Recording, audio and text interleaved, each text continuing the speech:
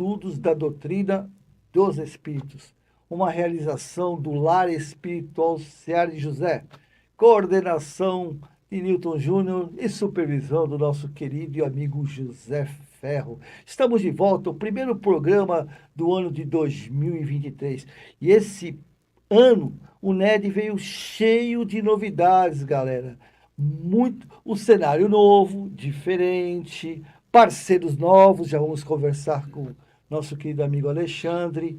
E temos uma surpresa para nós.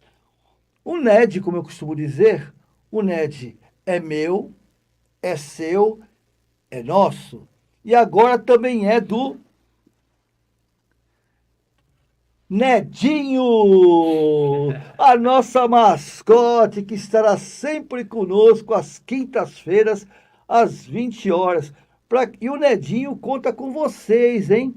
Essa figura simpática, bonitinha, sempre sorrindo, né, Nedinho? E aí, tá contente com o nosso programa? Olha, tá muito contente, tá feliz. E o Nedinho conta com vocês, como vocês sempre fizeram em 2022, fazendo suas perguntas, nos incentivando, concordando e cá entre nós discordando, que dá aquela polêmica gostosa, não Com é? ele sentadinho aqui. Deixa o aqui, Nedinho, ó. vamos botar o Nedinho, que o Nedinho ele é meio preguiçoso, tem que encostar alguma coisa, viu? Deixa ele repousando Deixa ele aqui, encostadinho vamos lá. aqui. Ele quer dormir um pouquinho, tá cansadinho. Sabe como é que é? A molecadinha tá sempre dormindo, né? Nós estamos aqui com um companheiraço, meu amigo, meu parceiro, doutor Alexandre Carvalho, que é palestrante. Pô, quem não conhece, né? Não precisa nem apresentar. Tudo bem, Alexandre? Como é que você tá? Tudo bem, Newton, meu amigo, meu irmãozão. É um prazer estar aqui com vocês, nessa casa tão querida e contigo. O Alexandre tem um passe meio caro, mas eu vou ver se eu consigo comprar esse Que passe isso? dele para ele nos acompanhar no NED todas as quintas-feiras. Bom, sem conversa, vamos direto ao assunto. Hoje, voltando, né? Nós estamos voltando, terminamos com a pergunta 816, né? Estamos retornando e voltamos agora com as leis de igualdade, igualdade dos direitos do homem e da mulher. Essa vai ser quente, né, Alexandre? Perguntas 817 a 822. Vamos lá, aquele famoso videozinho? Bora, produção!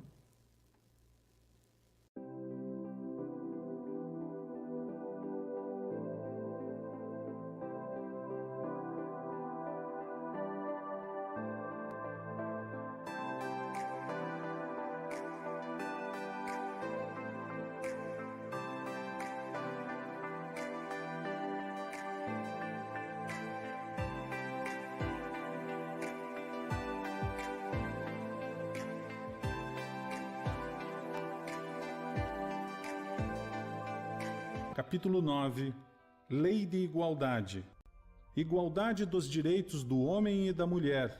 Perguntas 817 a 822-A. O homem e a mulher são iguais perante Deus e têm os mesmos direitos? Deus não deu a ambos o conhecimento do bem e do mal e a faculdade de progredir? De onde procede a inferioridade moral da mulher em certos países? Do domínio injusto e cruel que o homem assumiu sobre ela. É resultado das instituições sociais e do abuso da força sobre a fraqueza.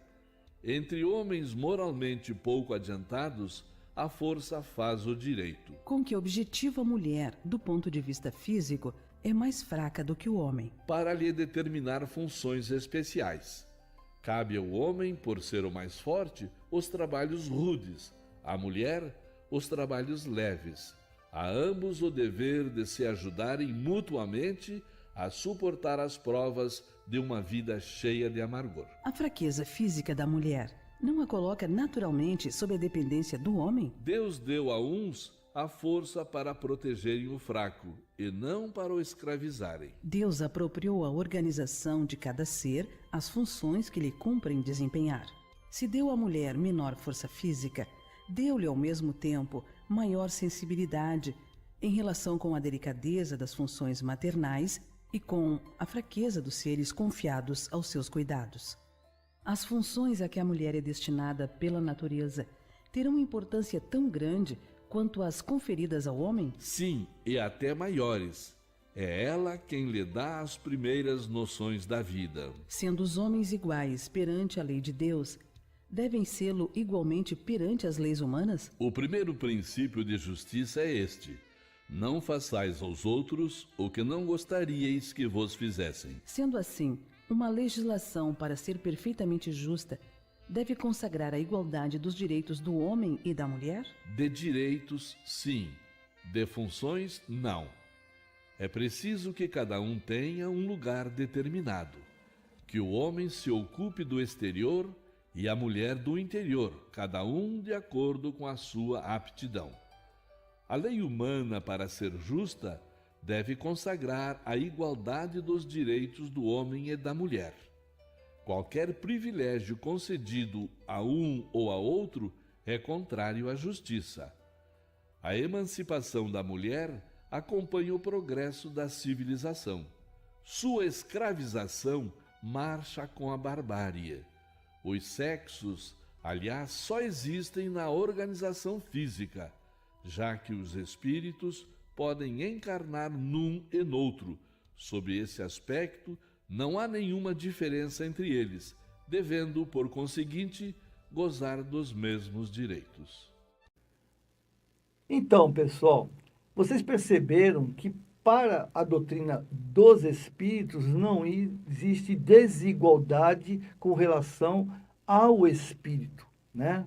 Nós somos seres, não temos sexos, né? Sabe, o espírito não possui sexo, porém, quando encarnado em algum orbe, é obrigado a ser sexuado para que possa haver a reprodução, né, para manter a espécie. E a parte masculina, ela é responsável pela parte de proteção da família, né, do trabalho mais bruto, desde que o mundo é mundo, né? Já a mulher é a parte mais sensível, que nessa união faz com que nós sejamos... É a balança, né, gente? Nós sabemos que o mundo de hoje está muito atribulado, né? Hoje somos espíritos, evidente, e nas reencarnações a gente vem com compromissos de poder, de alguma maneira, modificar as nossas má tendências, né?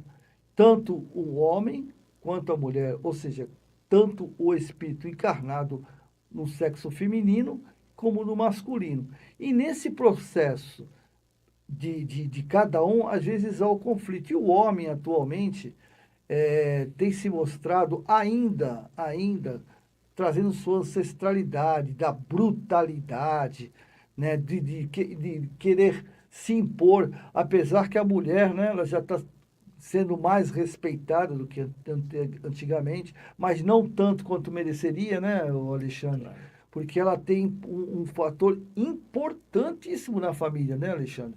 Importantíssimo, que é justamente fazer com que essa parte sensível que ela tem, e ela possa levar também, despertar no homem a responsabilidade, né, Alexandre?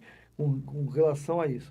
Então, o próprio livro dos Espíritos, como vocês perceberam, né, os Espíritos, eles nos dizem que nós precisamos haver esse respeito importante do homem para com a mulher, porque a função dela dentro da família é uma função importantíssima, né, Alexandre? Claro, sem dúvida nenhuma.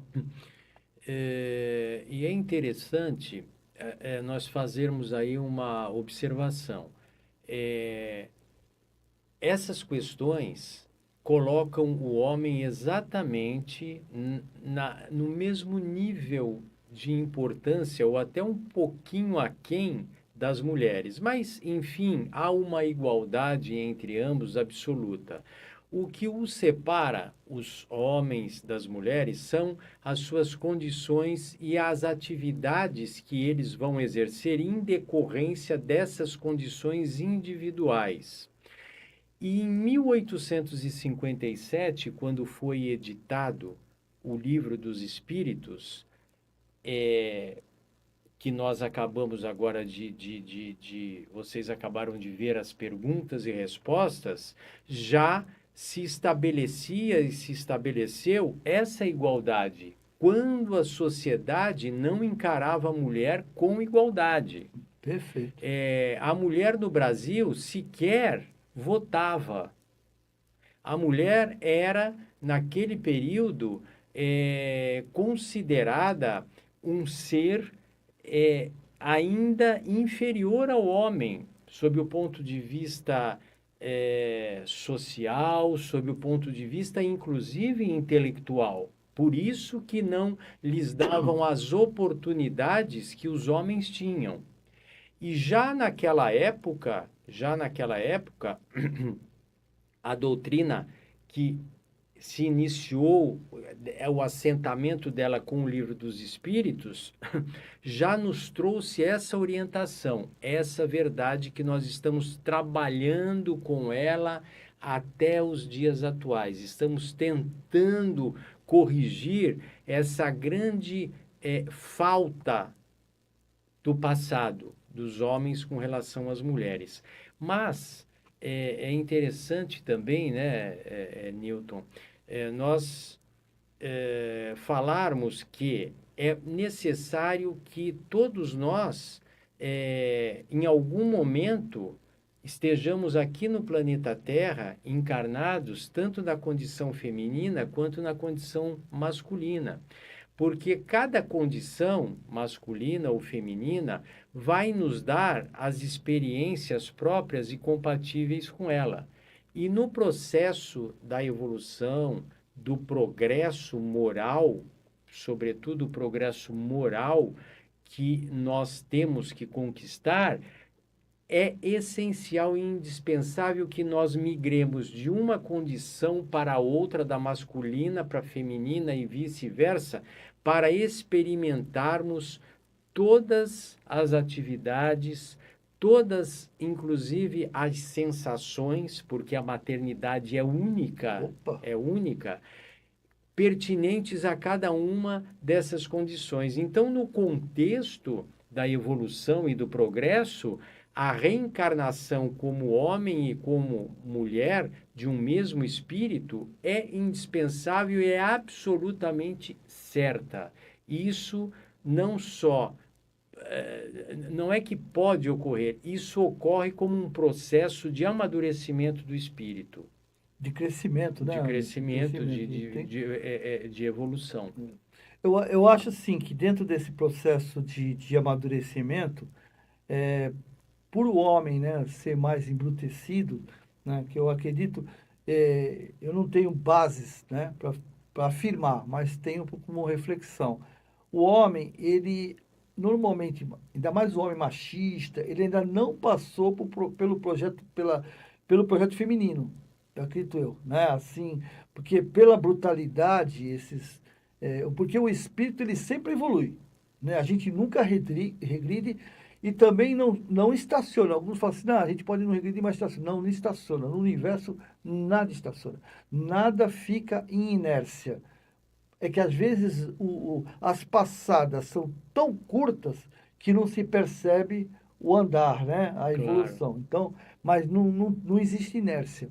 E a brutalidade, ela demonstra ainda um processo de falta de sensibilidade, que é justamente quando os espíritos já digamos assim, na fase feminina, né, traz a feminilidade, ele já possui, né? Então eu acredito que é mais fácil uma mulher, né, um espírito de mulher, por um motivo qualquer, pelo projeto reencarnatório que seja, voltar a passar pela reencarnação de um homem, né, do que um homem machista, do jeito que ele demonstra, de repente, na próxima reencarnação, vir como mulher. Eu acho que tem que ter um processo lento, né, de diluição dessa egrégora, digamos assim, né, para a gente poder ir aluviando, amassando o bife, como a gente fala, né? Sim. Né, Alexandre? Claro, é que no projeto reencarnatório que a autoespiritualidade prepara para todos nós, indistintamente, eles vão nos conceder uma condição ou outra no momento mais adequado, em que nós estivermos mais preparados. Então, Se nesse planejamento se verifica que, por exemplo, eu ou você ainda não estamos preparados para retornar Assumir, né? num corpo feminino, eles aguardam mais uma, duas ou três reencarnações para que nós possamos amaciar um pouquinho os nossos sentimentos, a nossa rigidez. E aí, quando nós apresentarmos uma condição mais favorável, aí sim, a nosso benefício, nós retornamos num corpo feminino. E reiteradas vezes, nós podemos vir como homem, reiteradas vezes como mulheres, e assim por diante. É assim que se opera. Agora, já, vamos, a gente quer, vamos tocar num assunto até delicado, né? Mas a gente não está aqui para qualquer tipo de julgamento, mas apenas como reflexão. A doutrina dos espíritos, né, fala, o próprio Divaldo comenta sobre essa transição do homossexualismo, né? A gente percebe alguns homossexuais masculinos, né, com tendências femininas, inclusive corporal, né? O corpo mesmo, a gente teve vários aí, Roberta Close, né, tantas outras. E vemos mulheres com a parte orgânica traços bem masculinos, né, Alexandre? Claro. Isso provavelmente é um processo talvez de transição, né? Entre a parte masculina e já transicionando para a parte feminina, ou feminino para o masculino, o que você... Newton, É que eu falo, vejo... gente, isso é uma reflexão. Nós estamos fazendo uma reflexão e você tire sua conclusão aí, façam perguntas, participem. Se a gente não responder hoje, com certeza na próxima quinta nós teremos a resposta. Mas reflitam, façam sua pergunta com relação, que é muito importante a gente tirar dúvidas, né, Alexandre? Sim, claro. Então, eu tenho para mim, Newton, que a condição que realmente importa e é relevante, a única que realmente merece a atenção de nós, é a condição nossa, do espírito. E o espírito, evidentemente, faz as suas opções. E quando ele vem num corpo em que ele não se sente à vontade, que ele não se encaixa naquele corpo, seja masculino ou feminino, o espírito se sente ali como se ele estivesse fora de casa. Fora de casa. Então ele vai, evidentemente, fazer prevalecer as suas preferências, as suas vontades. E se as suas preferências e as suas vontades não forem compatíveis com a sua condição orgânica, masculina ou feminina, ele vai optar por uma relação que é denominada por nós de uma relação afetiva, não é? E com absoluta naturalidade, Sim, claro, porque claro. até o Livro dos Espíritos nos traz essa realidade, moral, dignidade, honradez não tem absolutamente Perfeito. nenhuma conotação Perfeito. ou nenhuma relação com as nossas escolhas ligadas à nossa sexualidade. É evidente como se exige de um heterossexual um certo comportamento de decência, Sim. se exige também De de moral, qualquer né? outra pessoa, Independente do hétero, verdade. do homo, porque é uma questão de comportamento humano Sim, e perfeito. não de comportamento de condições, de escolhas ou de opções, perdão, de opção sexual. Não é. Para nós é até um pouco, um pouco mais fácil nós discorrermos sobre isso, porque nós somos espíritas. Sim. E o espiritismo, ele encara todas as realidades, as ocorrências da vida com muita abertura, porque nós temos a obrigação de discutir, isso faz parte do contexto do mundo. E, aliás, as relações homoafetivas sempre existiram desde o primórdio Sim, das com certeza. civilizações. Nós vemos no reino animal, os animais tendo relações homoafetivas também. Então, isso sempre fez parte da natureza. É que está mais à tona agora. Mas É uma transição, né? Eu acho que é um processo de transição, assim, é um processo de transformação, é um processo até de conhecimento, né? eu acho que é mais a transformação da sociedade no exercício de aprender a conviver com essa situação. Porque até então, Respeito, né? Respeito. exatamente, há décadas atrás, se um casal passasse exibindo uma relação homoafetiva, provavelmente no século meados do século passado seria execrado. Sim. E hoje em dia nós já aceitamos isso. Então a transformação é da visão da sociedade com relação a essa realidade que sempre existiu, que sempre existiu. Mas repito, nós temos que ter, como se espera de nós um comportamento numa relação entre homem e mulher, também se espera de uma relação Sim. entre dois Aí homens ou depende, duas né? mulheres. Aí depende. Claro, é uma questão de Depende. educação e respeito para com depende. a sociedade, não é? Então, e outra coisa que está muito latente hoje em dia é essa diluição da família, né? A família como um todo, né? É, a gente percebe que está havendo assim, em função da mulher, vê se você concorda comigo, ou qual é a sua visão, que você é uma pessoa mais perceptiva, da mulher, que houve um afastamento da mulher da família, né? Com a necessidade dos novos tempos, onde a mulher tem que trabalhar, tem que se ausentar do lar, né, Alexandre? Essa ausência da mulher, ela não deixou uma carência, um vazio emocional para os filhos, principalmente? Qual é a sua visão com relação a isso, né? Milton, a educação dos filhos cabe a ambos, né? Ao pai e à mãe. É que nós temos aí uma herança, um histórico de que a mãe teria mais responsabilidade na educação dos filhos, por conta de que no passado ela ficava em casa e o homem saía para trabalhar. Hoje a mulher sai para trabalhar junto com o homem. Então a responsabilidade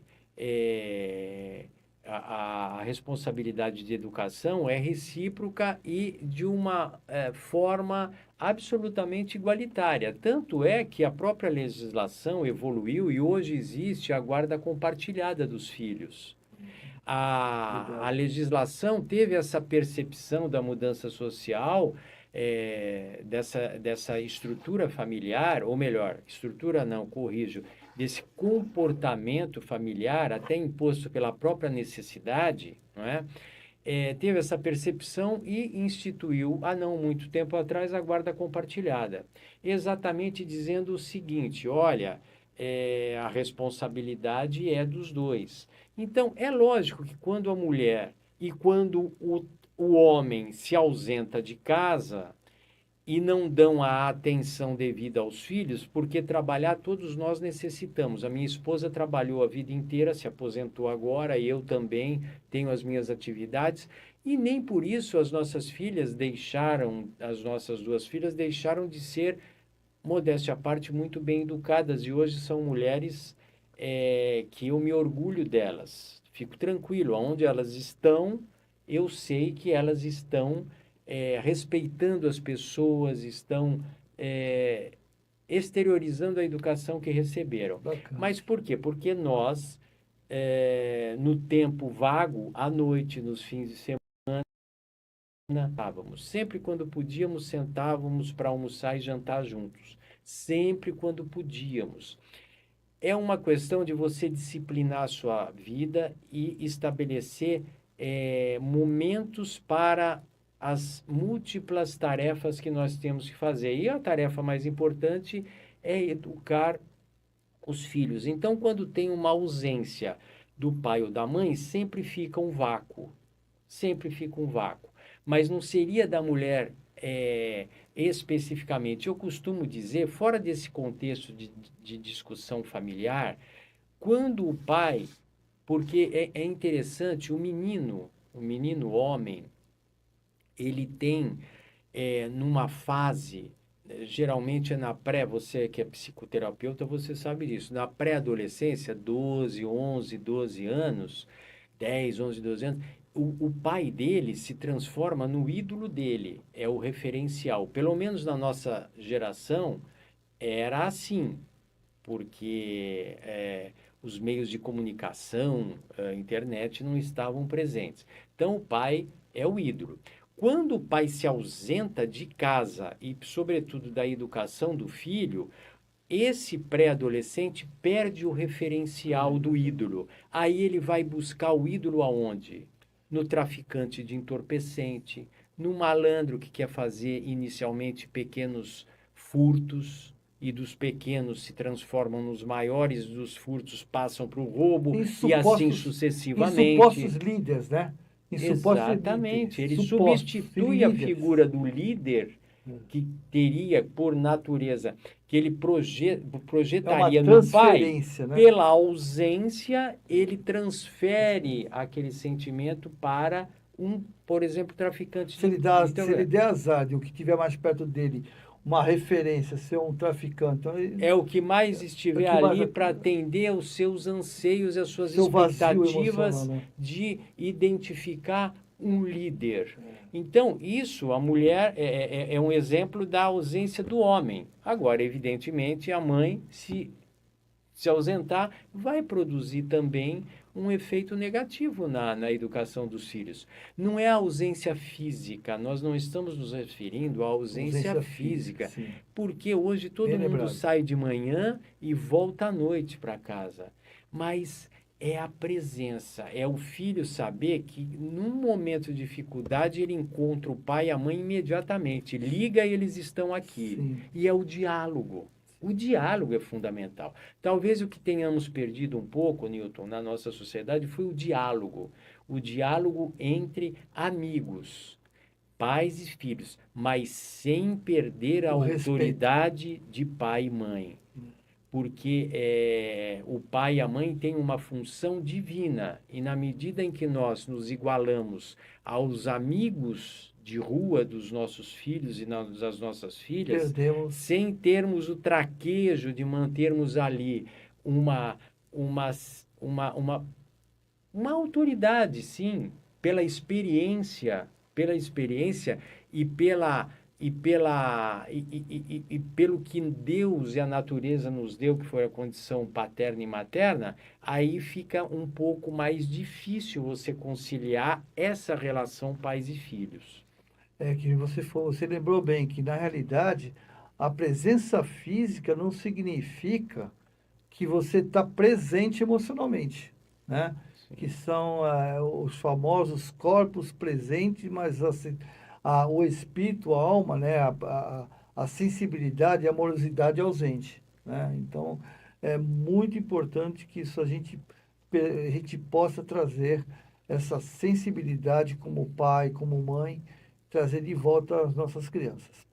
Bem, gente, hoje é o que nós tínhamos para hoje, né? Espero que vocês tragam suas dúvidas, participe como vocês sempre participaram, né? Trazendo perguntas, dúvidas, o que a gente não pôde responder hoje.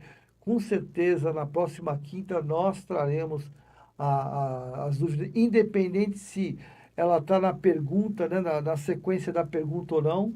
Não importa, fique tranquilo. Se vocês têm alguma dúvida com relação dentro da doutrina, que vocês, por acaso, a gente não tenha comentado aqui, que vocês acham interessante para o seu dia a dia, façam, que a gente vai analisar e vamos compartilhar isso na próxima semana. Nós tivemos aqui inclusive o nosso querido Alexandre, ele é presidente da USE, União das Sociedades Espíritas, distrital, né, Santos Cubatão, né? Então, todo mundo conhece, a gente sabe, ele não dispensa, é um excelente palestrante, um exímio conhecedor da doutrina, parceiraço. Nem nosso, tanto, Nilton, né? nem tanto. Mas é aí que está, a humildade é assim. Então, a gente agradece demais a presença de vocês, estejam sempre conosco, compartilhem o NED, convidem os amigos, não importa se são espíritas, se não são, porque isso aqui, vocês perceberam que aqui é uma reflexão, um assunto dentro da doutrina, a gente debate outros assuntos do cotidiano. Então, vamos participar, né, nos trazer informação. Muito obrigado. Agora vamos fazer uma oração, pedir para o meu querido Alexandre fazer a prece de encerramento, e nós deixamos aqui o nosso abraço muito forte, o agradecimento pela presença de vocês, e copinho de água, né, para ser energizada, e vamos à prece de encerramento.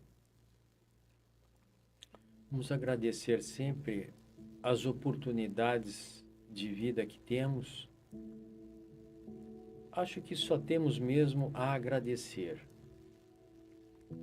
porque ainda que estejamos passando por um momento mais difícil nas nossas vidas, é um aprendizado. Ao nosso protetor espiritual, nós rendemos as nossas homenagens, os nossos agradecimentos e rogamos a Deus nosso Pai que amanhã possamos fazer para alguém aquilo que eles fazem por nós com tanta dedicação, nos acolhendo, nos indicando o caminho correto. E Jesus, nosso irmão, nosso guia, que nós possamos ser dignos de emitir o seu nome, fazendo e desempenhando aquelas ações que Ele tanto nos ensinou, com tanta dedicação e tanto amor. Obrigado, Pai, obrigado, irmãos, por essa oportunidade extraordinária. Que assim seja. Que assim seja. Galera, nossa aguinha. Ó, tem umas bolinhas aqui, né? Hã? Umas bolinhas aqui. Ó. Já está tudo magnetizado. E vocês também. Muito obrigado mais uma vez pela presença. E nos vemos na próxima quinta-feira, às 20 horas. Até lá, gente. Fique com Deus. Boa noite a todos. E o Nedinho manda aquele abraço para vocês. Tchau, galera. Fique com Deus. Tchau, tchau. O NED é uma realização do Lar Espiritual Seara de José e conta com o apoio da Farmácia Ativa, Alcance Apps, Programação e Vendas, Tâmega Turismo e Seguros, Panificadora Pinheiro Machado, Íntegra Empreendimentos Imobiliários, Securserve, corretora de seguros. Acesse o nosso conteúdo no Facebook, siga-nos no nosso Instagram e inscreva-se no nosso canal no YouTube. Não se esqueça de ativar as notificações clicando no sininho. Acesse o site searajosé.org.br, conheça a nossa história e fique atento aos nossos eventos. Fale com a gente através do WhatsApp 13991536974. O NED, Núcleo de Estudos da Doutrina Espírita, é uma produção da J